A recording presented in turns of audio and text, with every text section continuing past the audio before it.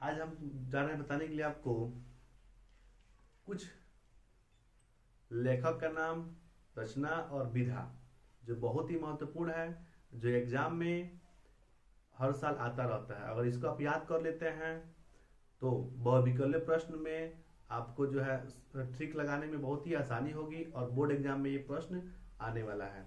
तो यहाँ हेडिंग लिखेंगे हम लोग लेखक, यहाँ लिखेंगे रचना और यहाँ लिखेंगे विधा। तो यहाँ लिखेंगे पहले लेखक में हरिवंश राय बच्चन। रचना में लिखेंगे यहाँ पे क्या भूलू क्या याद करूं, बहुत ही महत्वपूर्ण है। रचना का नाम क्या भूलू क्या याद करूं, और ये विधा में हम लोग का है आत्मकथा। क्या भूलू क्या याद करूं, ये 2013, 14, 15, 17, 18, 20, 22 लगातार ये प्रश्न आता रहता है, तो इसको याद करके जाना है। फिर यहाँ लिखेंगे लेखक में हरिवंश राय बच्चन। रचना में रहेगा नीड़ का निर्माण कर। विधा में रहेगा आत्मकथा, ये भी बहुत ही महत्वपूर्ण है, इसको भी आपको याद करके जाना है। आगे यहाँ देखते हैं। फिर यहाँ लिखेंगे हम लोग लेखक में हरिवंश राय बच्चन।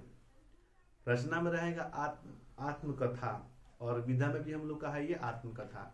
अगर कहता है कि आत्मकथा किसके द्वारा लिखा गया है तो लिखेंगे हरिवंश राय बच्चन। आगे लिखेंगे यहाँ पे डॉक्टर राम कुमार वर्मा।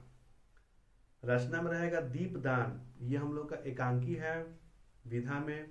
फिर यहाँ लिखेंगे डॉक्टर राम कुमार वर्मा पृथ्वीराज की आंखें, ये भी एकांकी है। आगे यहाँ लिखेंगे देवकी नंदन खत्री, ये बहुत ही महत्वपूर्ण है। रचना में रहेगा भूतनाथ, विधा में रहेगा तिलिस्मी उपन्यास। फिर यहाँ लिखेंगे हेडिंग में सच्चिदानंद हीरानंद वात्स्यायन अज्ञेय। रचना में रहेगा शेखर एक जीवनी और ये विधा में रहेगा हम लोग का उपन्यास। फिर यहाँ लिखेंगे हेडिंग सच्चिदानंद हीरानंद वात्स्यायन अज्ञेय।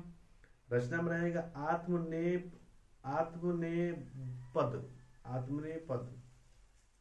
यह हम लोग का विधा में रहेगा निबंध संग्रह। फिर यहाँ लिखना है हेडिंग सच्चिदानंद हीरानंद वात्स्यायन अज्ञेय। रचना में रहेगा नदी के द्वीप और ये हम लोग का कविता है।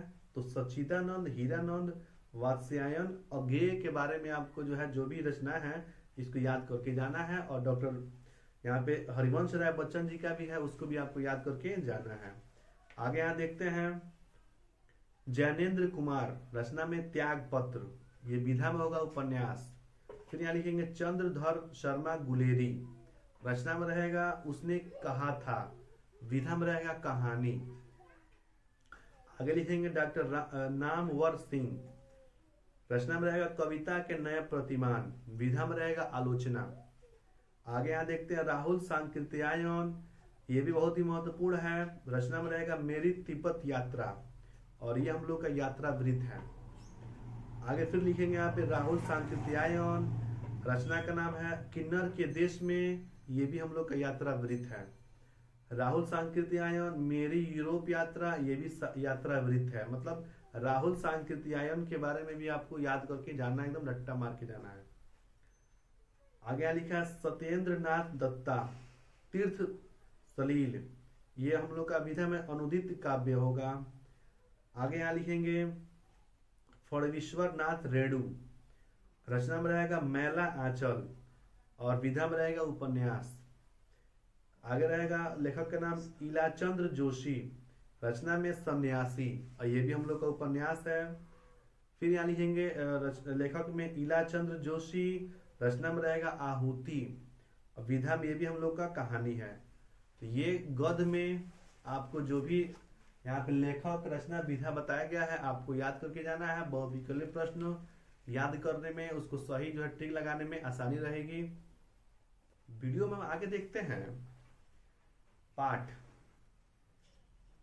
संस्कृत पाठ का पहला वाराणसी पाठ का जो है गद्यांश, उसको आपको हिंदी में अनुवाद करने के लिए आता है।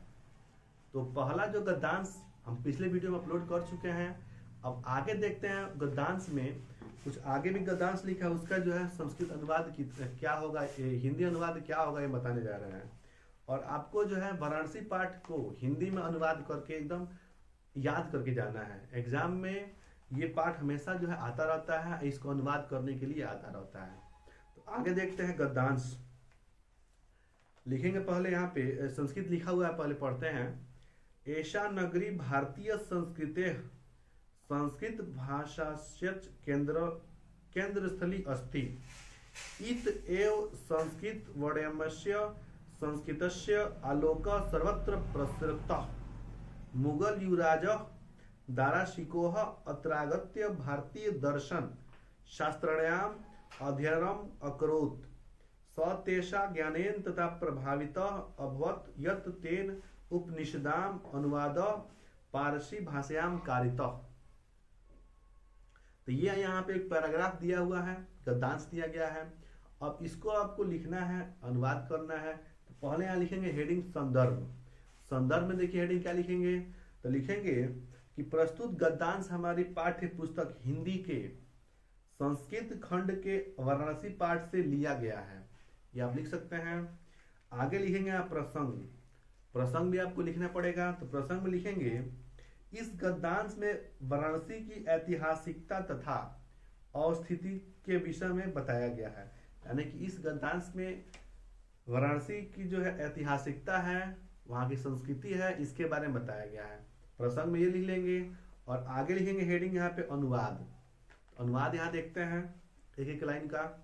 पहला लाइन लिखा है कि ऐसा नगरी भारतीय संस्कृत संस्कृत भाषाच्या केंद्रस्थली अस्ति। इसका हिंदी में अनुवाद होगा, यह नगरी भारतीय संस्कृति और संस्कृत भाषा की केंद्र स्थली है। आगे यहाँ लिखा है कि इत एव संस्कृत वर्ण्यस्य संस्कृतस्य आलोक सर्वत्र प्रसिद्ध। इसका होगा यहीं से संस्कृत साहित्य और संस्कृति का प्रकाश सभी जगह फैला है। आगे यहाँ लिखा है कि मुगल युवराज दाराशिकोह अत्रागत्य भारतीय दर्शनम शास्त्राणाम अध्ययनम अकरोत्। इसका यहाँ पे लिखेंगे हिंदी अनुवाद, मुगल युवराज दाराशिकोह ने यहाँ आकर भारतीय दर्शन शास्त्रों का अध्ययन किया था। आगे लिखा है यहाँ पे स तेषाम ज्ञानेन तथा प्रभावितः अभवत् यत् तेन उपनिषदाम अनुवादम पारसी भाषायाम कारितः। तो इसका यहाँ पे लिखेंगे वह उनके ज्ञान से इतना प्रभावित हुआ था कि उसने उपनिषदों का अनुवाद फारसी भाषा में कराया। दाराशिकोह जो है यहाँ पे आया था और यहाँ की भारतीय संस्कृति को पढ़कर देखकर इतना प्रभावित हुआ कि उसने यहाँ के जो भी उपनिषद हैं उसको फारसी भाषा में अनुवाद किया। तो ये इसका हिंदी अनुवाद हो गया।